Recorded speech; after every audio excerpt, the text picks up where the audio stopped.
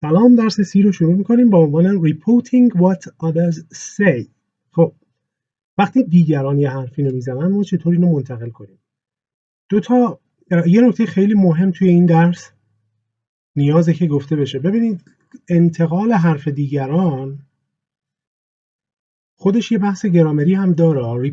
ریپورت سپیچ یه بحثیه که اگر نمیدونید برید این توی پلیلیست گرامری که من درس دادم اونجا یه بخش زیادیش هست.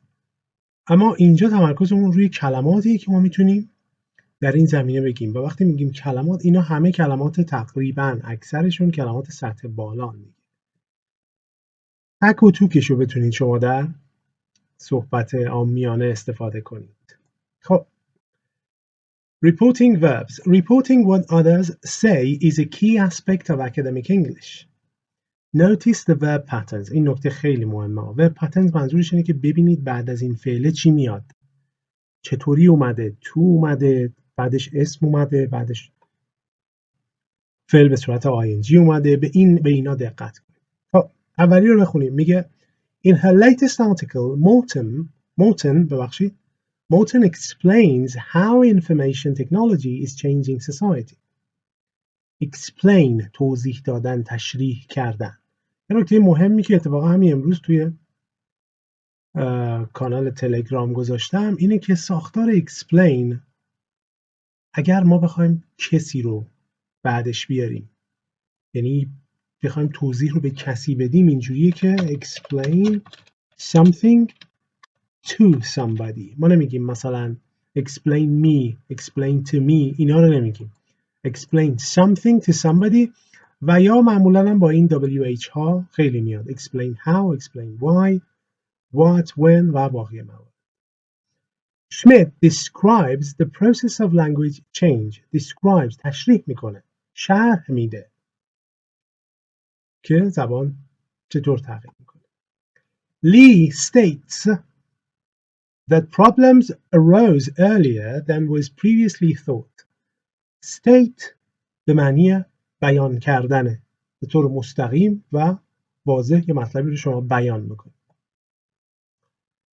Ovaroff یه همچین اسمی. Ovaroff claims یا asserts, contends, maintains, declares. همه این 5 تا فعل در این جمله که تقریبا هم معنیه ولی معانی بسیار نزدیکی هم دارن. همشون به معنی گفتن یک چیزی هست. معمولا شما در چه حالتی از این فعل استفاده میکنید؟ شما میخواید یک چیزی رو بگید که معمولا مخالفه با نظر دیگریه یا دیگران باهاش مخالفن، اما شما چون فکر میکنید این حرف درسته میگید. claims, asserts, contends, maintains, declares. همه اینا رو حتما توی دیکشنری هم چک کنید. That the causes of the revolution can be traced back to the 1800s. Levack observes, notes, comments or points out. همه اینا به معنی بیان کردن، نشون دادن یک چیزیه با دقت و در واقع جزئیات کاملش. That there are contradictions in Day's interpretation of the poem. Observes, notes, comments, points out. توضیح و تشریح یک چیزی خیلی دقیق و با جزئیات. In the book, Dean mentions یعنی یه چیزی رو گفتن، بیان کردن، ولی خب نه خیلی طولانی، کوتاه و مختصر. Some new research in the field. Kim demonstrates و یا shows. Demonstrates و یا shows به معنی نشون دادن. نشون میده که Kim demonstrates یا shows how Bach's music این یوهان سباستیان باخه که معمولا در انگلیسی هم باخ یا باخ اون خیشو به سختی تلفظ میکنه. Draws on earlier composers' work. Gray proves یعنی هم نشون میده هم در واقع اثبات میکنه. There is a link between obesity and genes. Kahn suggests به معنی اینجا معنی پیشنهاد کردن یا یه چیزی تو این مایه ها. بیان میکنید ولی نمیگید که لزوما این حرف درسته. در واقع حرفتون رو دارید ارائه میدید. Kant suggests that all poets are influenced by their childhood. Vanni K implies یعنی یه حرفی رو غیر مستقیم زدن. That other historians have misinterpreted the period. Patel argues یعنی بحث میکنه و برای بحثش دلیل میاره. That governments should fund space research. Greenberg emphasizes or highlights or stresses. هر ستاش به معنی تأکید کردن. Greenberg emphasizes, highlights, stresses the importance of diet. تأکید میکنه روی. McIntosh pinpoints the key features of the period in question. Pinpoints یعنی مثل چیز میمونه دیگه، روی نقشه شما از این سوزن تگردایی که تهش رنگی هست میزنید، به اون میگن پینپوینت کردن. شما تمرکز رو میذارید روی یک چیزی وقتی به صورت فعل استفاده میکنید.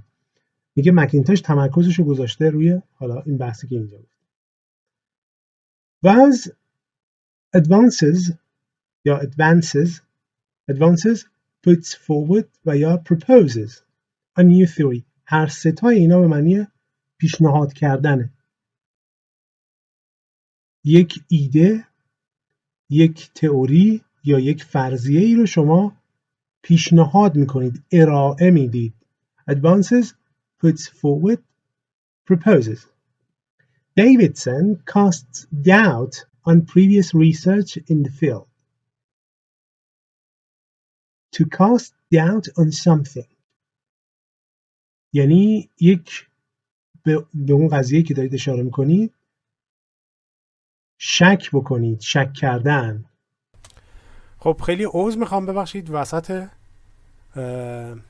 ویدیو من متوجه شدم که میکروفونم وصل نیست. دیگه نرفتم از اول وصل کنم دیگه. این یه بخشی که کیفیت صدا مناسب نیست رو ببخشید.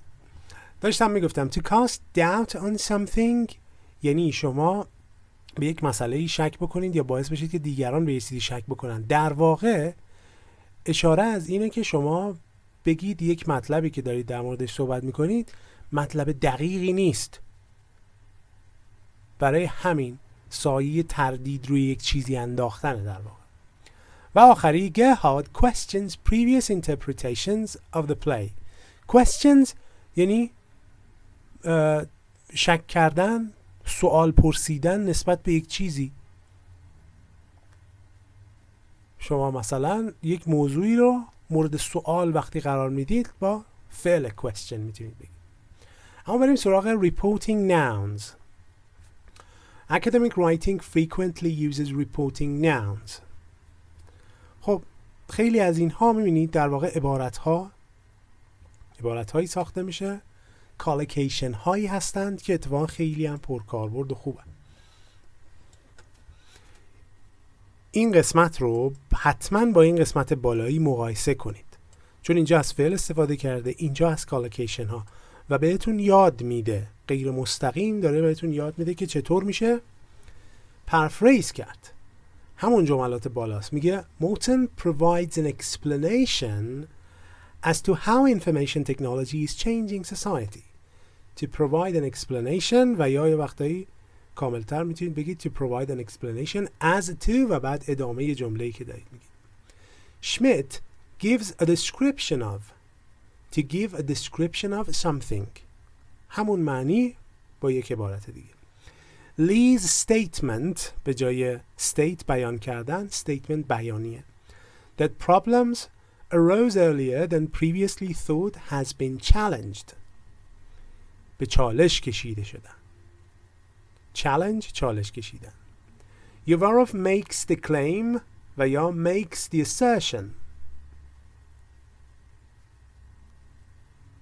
بعدی Levack's observation. من دیگه معنی ها رو نمیخونم به خاطر اینکه بالا دیگه همه این معنی ها رو گفتم. اینا همون معنی رو داره، فقط در فرم collocation و با اسمشون. Levack's observation that there are contradictions in Day's interpretation of the poem has been supported. پشتیبانی شد، حمایت شد، قبول شد by a number of other scholars. Kim gives a fascinating demonstration of the way in which demonstration از همون demonstrate میاد. A fascinating to give a demonstration of the way in which یعنی به طوری که of the way in which ببخشید این کاملش اینجوری میشه. Bach's music draws on the work of earlier composers. Gray provides proof of, to provide proof of something. The link between obesity and genes. Kahn's suggestion that poets are influenced by their childhood is convincing. Convincing متقاعد کننده است. Vanny Kaye makes the controversial implication to make the implication. Makes the controversial implication در واقع همون imply کردن هست که بالا داشتیم. That other historians have misinterpreted the period. Patel puts forward the argument.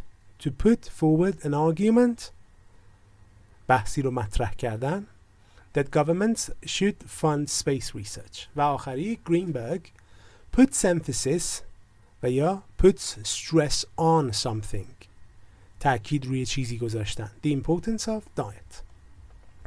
اما بخش آخر میگه according to is used when reporting others' viewpoints rather than your own.